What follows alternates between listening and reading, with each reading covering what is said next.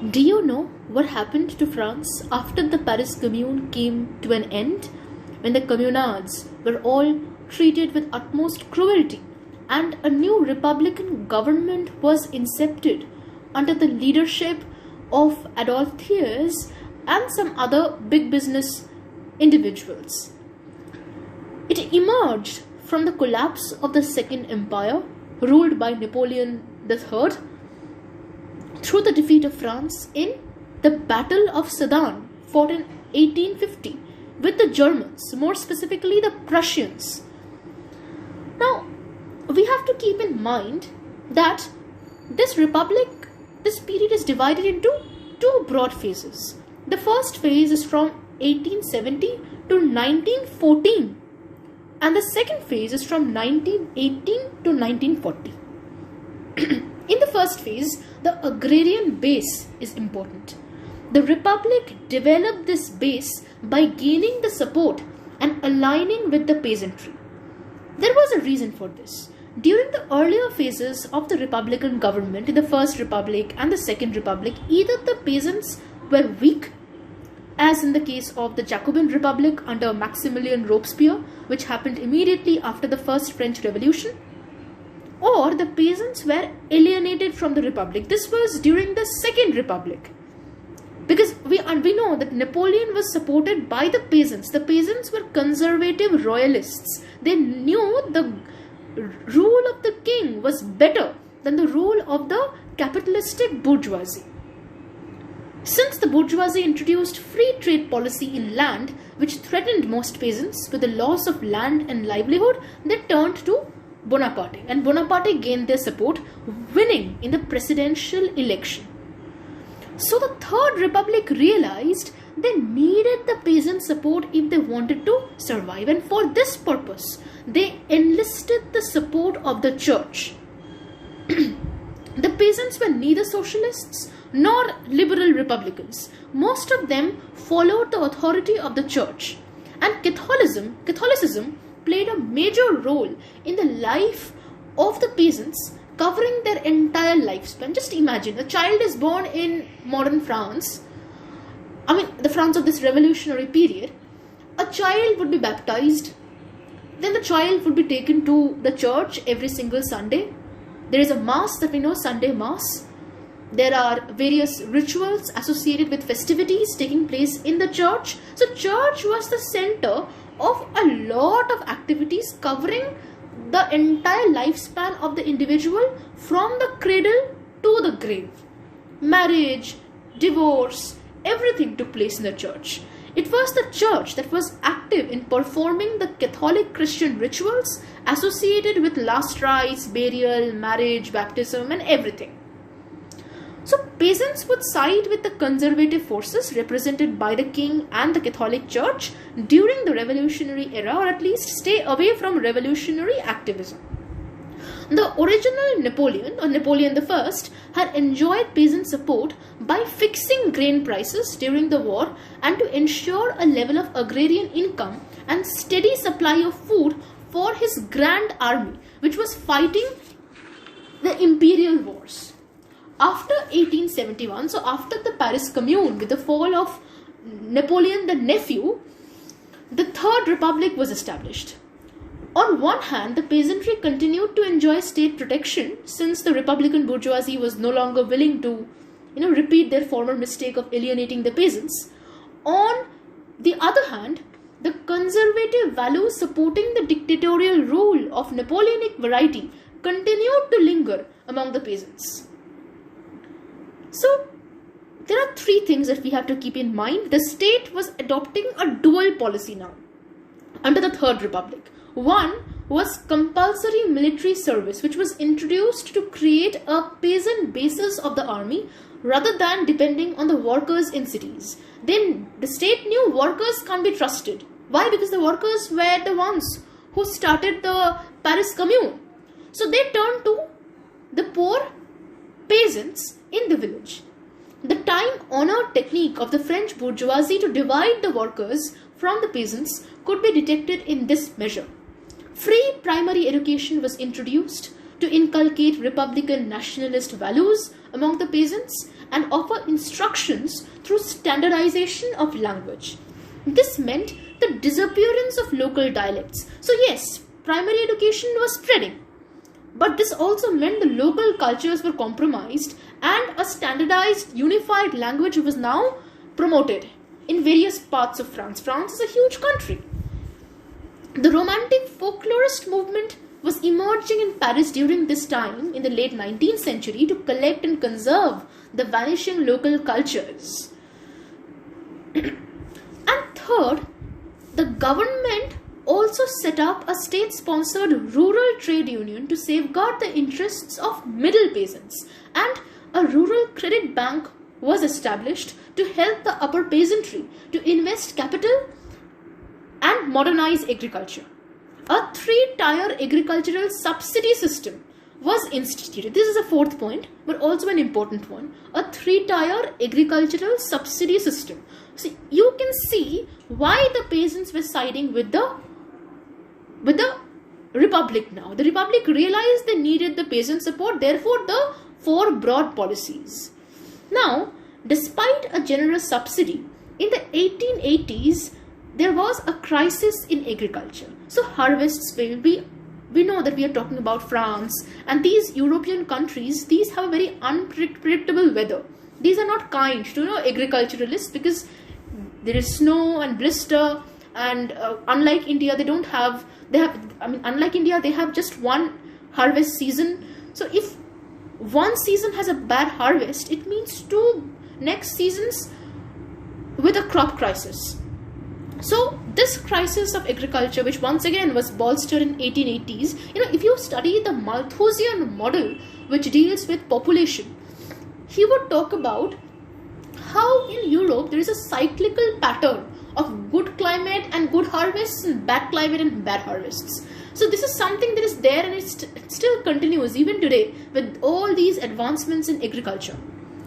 What happened was, amidst this crisis, the rich peasants supported the ultra-nationalist Bonapartist general Boulanger. He was serving as their representative in the state legislature, the Chamber of Deputies.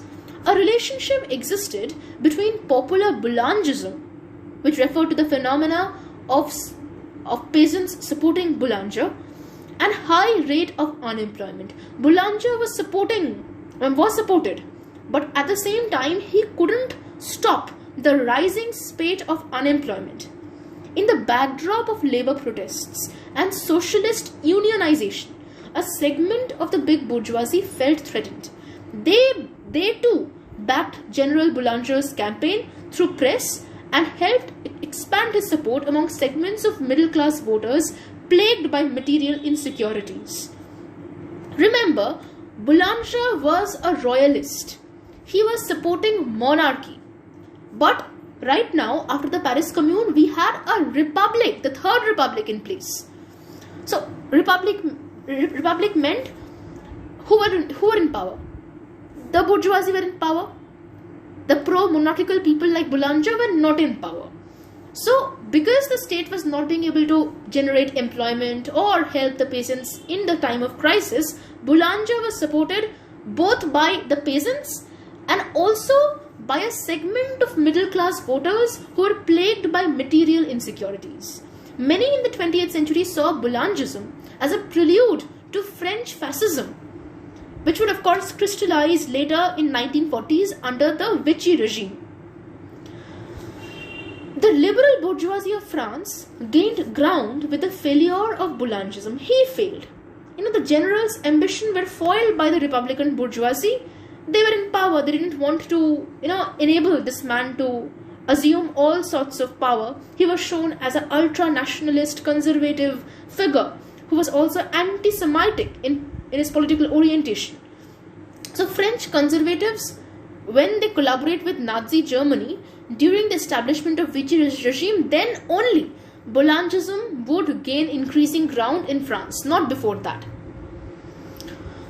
The lower peasantry was tired of the draconian, carrot and stick policy. So the state at one point of time introduces policies like, funding trade unions and enabling them to enter military service and primary education, the three things that we studied here, the 3 points. At the same time, they could not help peasants much in times of agricultural crisis. So they were tired of this carrot and stick policy of the state, and they were extremely rigged by poverty. They slowly turned socialists, and after the First World War, increasingly in the direction of communism. So a rural republican model and a rural strand of the left emerged in France. Left as in a group who would be going towards liberal policies, which would focus on equality of everyone, equal earning for all, and a slow movement towards abolition of private property. Okay, so what happened was, slowly the memory of the Paris Commune was being erased, but that was not entirely successful. Who was trying to erase the memory of the Commune? Big business empowered newspapers, periodicals, journals. They played a major role in demonizing and obliterating the memory of the Paris Commune. They were the representatives of the conservative press, which supported Boulanger in the 1880s and mounted a vitriolic anti-Semitic campaign against Dreyfus. So Dreyfus affair, as you can see in the first line, that was a very serious affair in France. It was a scandal, you can say, in which there was this Jew general in France who was a very able commander. But then, between 1894 and 1906, there was a campaign by some of the conservative people within the French army and politics who had falsely framed General Dreyfus for being a spy with the Germans. Why? Because he was a Jew. So you can see here the seeds of the Nazi hatred towards Jews in Europe was already being cultivated. See, developments don't happen overnight. It takes a lot of days to finally culminate in something as horrible as the German Holocaust. And when Hitler engaged in Holocaust, don't think entire Europe was against him. The conservatives of almost all these European countries had tacit support for Hitler and what he was doing to the Jews. The Jews were seen as bad people who were also the roots of all evil. So coming back to the memory of the communards, the Commune survived as a suppressed memory. Leon Gambetta, who was the newly appointed president of France, he granted amnesty to the communards only in 1880. So there is a historian called Colette E. Wilson. I would write down the reference in the description for your perusal. He also wanted to erect a tombstone on the vestiges and crimes, quote unquote, of the Commune. So Wilson was saying that Leon Gambetta was at the center of this erasure of memory. He wanted to create one republic and one France. This was a ruling strategy of the early Third Republic to erase the memory of the Commune. The government attempted to efface the memory of May 1871 by means of strict censorship in all matters. This was done by substituting the memory of repression and massacre of the communards with new spectacles and false news. The reinvention of Paris as a modern, hygienic and regenerated metropolis during 1878. There was a World Fair in 1878. Paris was institutionalized as a center of imperial Europe. Writers, artists, photographers were apparently willing to promote this view of the city. The past, which was still recent, could not be erased entirely. There were various ways in which broadly conservative, counter-revolutionary and pro-establishment collective memories and myths of the Commune was manifested and replicated in society. The contemporary philosopher Nietzsche, in his Birth of Tragedy, he proposed active forgetfulness. Now, he was a die-hard conservative. He believed suppression of some sections of the society like women and the lower classes. It was the sign of a civilized society. Just imagine. So for Nietzsche, he encapsulated a political, historical and physiological aspect of forgetting. The immediate backdrop was the Franco-Prussian War, in which he participated. So he was initially a commander there. His hostility to the Commune was based on a pre-existing fear and a general hostility towards working class emancipation. He didn't want the workers to assume power, because for him, if the poor assume power, it would be an anarchical condition. He advocated purging of the individuals and nations past that was contrary to the interests of the present. Therefore, that was the active forgetfulness hypothesis that he was advocating in The Birth of Tragedy. Okay, so the Commune, despite all of these concerted efforts from conservative philosophers and politicians, it still persisted as an inconvenient subterranean memory confined to the suburbs. It has been stated that the Third Republic was a republic without republicans. The lawmakers were haunted by the spectre of the Paris Commune. So they established a liberal bourgeois democracy which was authoritarian, anti-radical and deeply conservative. And a nationalist chauvinist orientation is seen in the policies of the Third Republic. Between 1871 and 1914, French citizens were persuaded to believe that they are not just their government, but as citizens they were responsible for preparing the nation for future armed conflicts. So, their participation was demanded in militaristic semi-private associations with links to the army.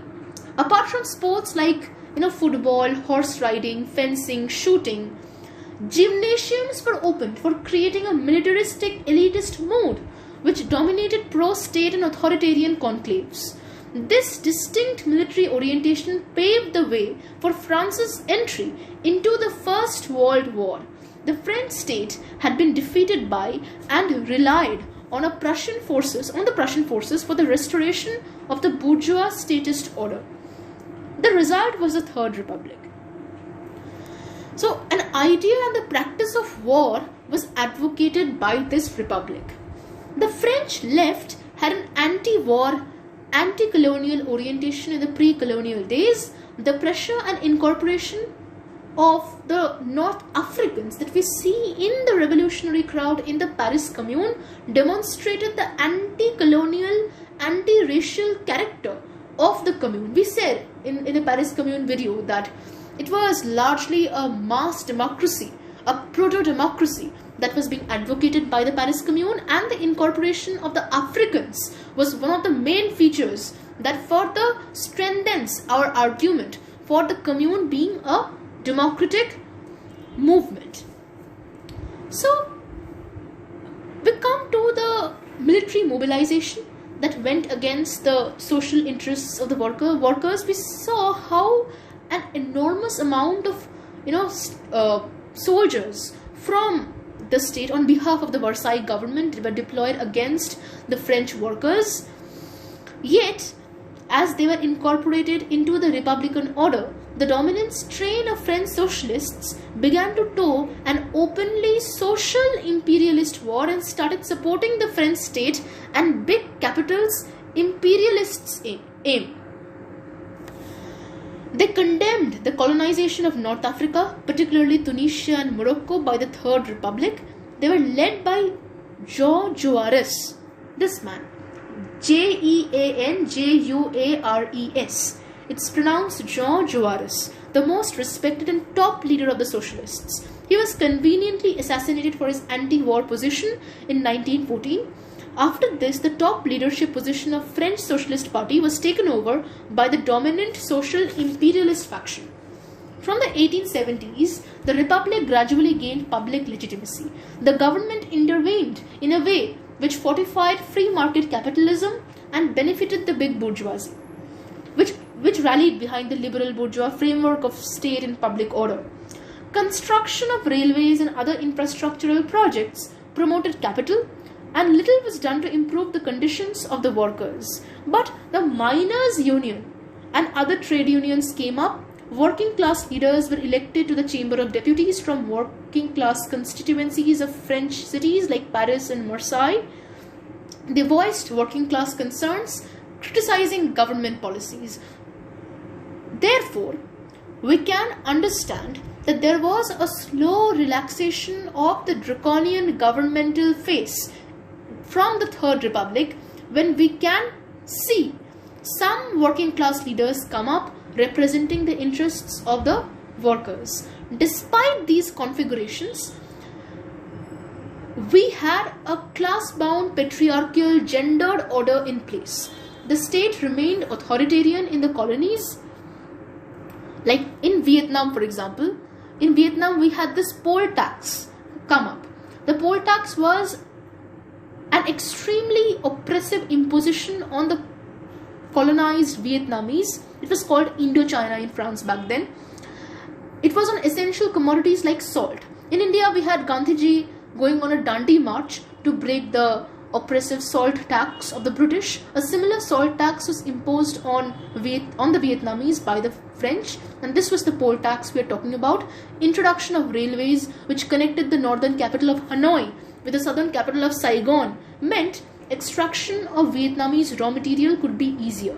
Rubber, tin and coal from Indochina helped the expansion and growth of French industry. We have to note one thing. At one end, we have the Third Republic, where the French workers were advocating for their upliftment. We had this positive change, a positive step. We had the liberal, quote-unquote liberals, working for the voice of the people, who were anti-monarchical within the Chamber of Deputies and elsewhere as politicians. But at the same time, in this very country, we had the colonies in Vietnam and other places where the French colonialists were imposing extremely oppressive colonial taxes. So the dichotomy within this colonial policy, the fallacy of their worldview, it is increasingly evident if we compare the colonies with the home countries. Now, they had a plethora of logic. They said, no, colonies are there for us to invest in all. But irrespective of whatever they argue, they cannot negate the fact that their entire country was based upon the resources of an extremely exploitative, sector, which was the colonial sector. And that was contravening all of their values of liberty, equality and fraternity. Each and every one of the personalities we are talking about, maybe not Juarez, all of them were part of this entire blood-sucking institution exploiting the global south. Let's come to the second phase of the Third Republic, which is from 1918 to 1940. This period covered the interwar period of the first half of the 20th century. Certain changes and continuities could be registered during the 2 decades between the 2 world wars. One consequence of the First World War was the growth of communism and socialism. The anti-war left radicals broke away from the Socialist Party to form the Communist Party of France. And their paper, La Humanité, became the voice of the communists in France. While the PCF was affiliated with the Communist Third International and sought revolutionary change and withdrawal from the colonies and end of the French imperialism, the socialists lost their internationalist character during this period and became advocates of welfare capitalism. But the French Socialist Party still retained a position as parliamentary left and was led by Léon Blum, who enjoyed popularity and respect. In the interwar period, a split in the political landscape was the hallmark of the French political sphere. Instability was reflected during the crisis of 1925-26, when 5 cabinets were formed within 1 year. So France soon plunged into a crisis. Victory of the liberals saw the left being sidelined in 1928. There were 4 cabinets between 1928 to 32, and this coincided with the Great Depression enacted by the Wall Street crash. Find out about the Wall Street crash and tell me in the comments. The political instability was magnified by the crisis faced by the French currency with the onslaught of the Depression. Popular opinion was bifurcated between the left and the right. The right was in favor of the colonies, the left was against the colonies, at least the radical left was against the colonies. And with this, we have the emergence in 1933 of the Nazis in Germany, increased the possibilities of a world war. The French ruling classes and ordinary people were afraid of another war and aggression from the border in Germany. In 1936, the Popular Front government was formed in France and lasted till 1938. It was a coalition of socialists, communists and radical anti-clerical forces who opposed the rise of fascism in Europe, led by Léon Blum. The PCF supported this government but did not join it as there were differences between socialists and communists over policy issues including colonialism. This government implemented a number of pro-working class policies, paid holidays, siding with labor rather than capital during the industrial disputes. Therefore, finally, after years and centuries of struggle, we finally have some positive steps towards the easing of labor standards. And right now, France constitutes one of those few countries who have the most liberal labor laws. If France is like this today, it's all to the efforts and years of struggle of these leaders like Jaurès, Blum, and of course, the great martyrs of the Paris Commune. Slowly, France emerged as the largest steel industry in the early 20th century and also as the leading car manufacturer. So, France was always having a sound industrial development. What it had, to a great extent, was a very active citizenry, always active politically, and the working class. They showed the world how to demand their rights, and that's the legacy of France that inspires us even today.